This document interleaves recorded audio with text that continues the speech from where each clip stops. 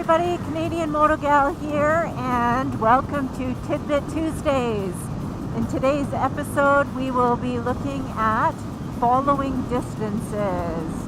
Now, with this camera, one thing that is definitely noticeable is that it will appear much further away for all the viewers, just because it's a wide-angle lens. So keep in mind, it might look really far away, but I'm counting out the seconds. So from my perspective, it is accurate. As you recall, for ICBC Rider Guide, your following distances should be done accordingly to road conditions, weather conditions, and also where it is that you're riding. So for example, are you on the highway? Are you in city streets? Is it pouring rain? That type of thing. So we're going to go through a few examples, and I'm going to start off with highway examples. So as you can see, I am proceeding onto a major highway. This is Highway 97, and it's a part of the Trans-Canada Highway. So basically the speed limit runs to about 100 to 110. Alright, so here's example number one. I'm following a vehicle. The speed limit is 100 kilometers an hour. So the weather conditions are actually fabulous. It's not raining, although it's looking really nasty a little further south. But I need to just adjust my following distance based on the fact that I am on a major highway. So general rule of thumb is about a following distance of 3 seconds. So we're going to start our countdown to see if I'm at the correct following distance. So I'm going to pick a landmark. As soon as that vehicle passes, I start counting. 1001, 1002. So I'm following too close. So I'm going to back off the throttle. I'm going to pick a landmark, which will be the sign, and start counting. So 1001, 1002, 1003. So right now I am at an appropriate following distance for a highway.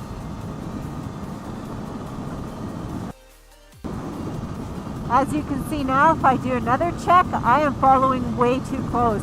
I don't even need to do a count to know I am, but 1001, yeah, way too close.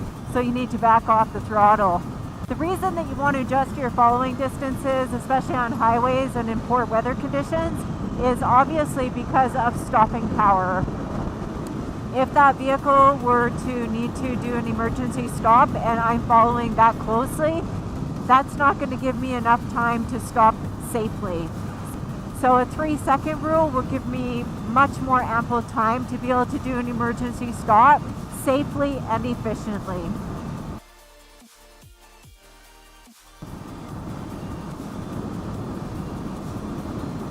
Alright, so now let's look at a following distance example if the weather was really poor.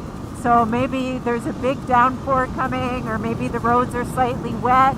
Maybe there's a lot of road condition factors like loose gravel or potholes or anything that's really making the road or driving conditions a little bit less safe. You should increase your following distance to 4 seconds in that instance. So again, I'm going to landmark something for the vehicle ahead of me, and then I'm going to start to count in seconds. So at the driveway, 1001, 1002, 1003, I'm too close.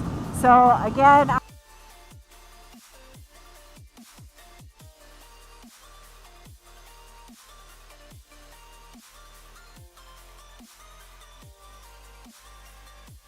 I'm going to start with another landmark. I've eased off the throttle a little bit, and I should hit 4 seconds. So there's another road coming up right there, which I will start to do another countdown. 1001, 1002, 1003, 1004. So that puts me spot on for a safe following distance. Alright, so now we're heading back into town. You can see the speed limit here is now posted at 70 kilometers an hour.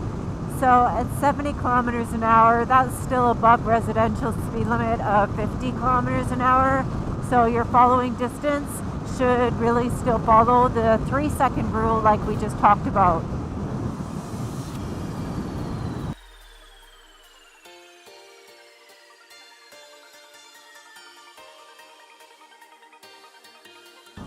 Okay, another thing to consider is your following distance if you are behind a transport rig, so a tractor trailer unit. You can see this vehicle in front of me is considered to be a commercial transport vehicle.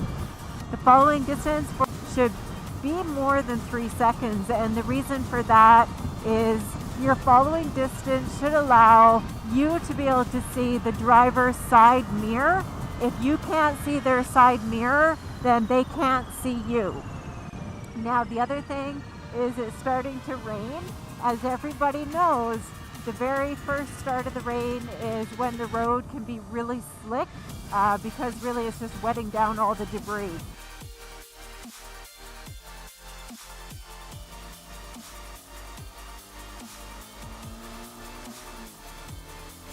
Road conditions right now are actually quite nice. The weather is great. There's no rain. Typical northern British Columbia, potholes everywhere and lots of tar snakes. So everyone knows, watch those tar snakes. They can be really slick, especially when they're newer and when there's some rain on them. Now, the following distance, like I said, is 2 seconds. And keep in mind that's with pretty much residential street areas and riding around in town with speed limits of 50 kilometers an hour. Now, the vehicle in front of me, I could landmark my following distance speed starting with now 1001, 1002. So I'm at a correct following distance for that vehicle in front. They've just done a lot of recent road work here, so it wouldn't be a bad thing to increase your following distance by a little bit for sure. So we'll do it again. We're going to do a following distance for the vehicle in front, starting with a landmark, which I see a patch right up ahead, 1001, 1002. So I'm right on the money again. If you're a little bit too far away, you could up your throttle a bit. If you were a little too close, then back off on your throttle a bit. Now, same thing in town.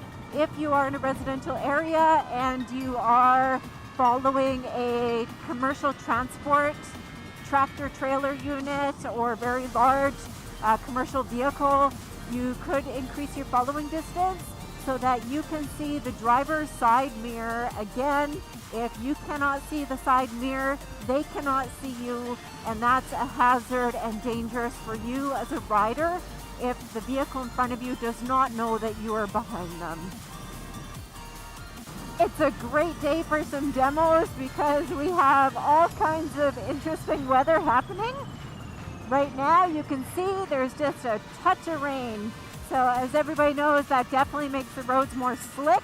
And it's just started, so that's often when the rain will be the worst on the roads to make them slick because it hasn't had a chance to wash away all the oil and everything.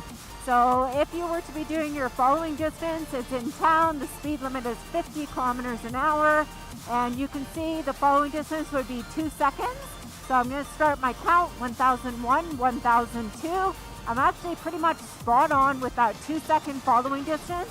But because the road conditions right now could be more slick, because of the little bit of rain that we're getting, I would increase my following distance to 2.5 or 3 seconds. And that's just going to give me a little bit more of a blanket kind of stopping distance if I had to do an emergency stop. So 1001, 1002, and so that's about 2.5. This would be too close, 1001. That's only 1 second following distance. That needs to be increased.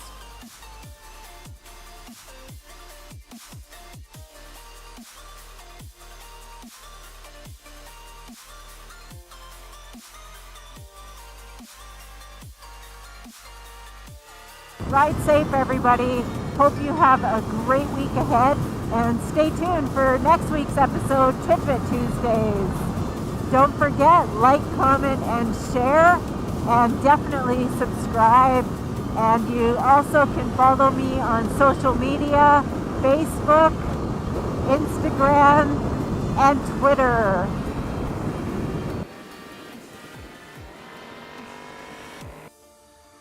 And now it's just like, man, you got to have that time where you just like disconnect from the scene, just the race. Like, and it's a race that I've created in my head, you know? But you have to step away from it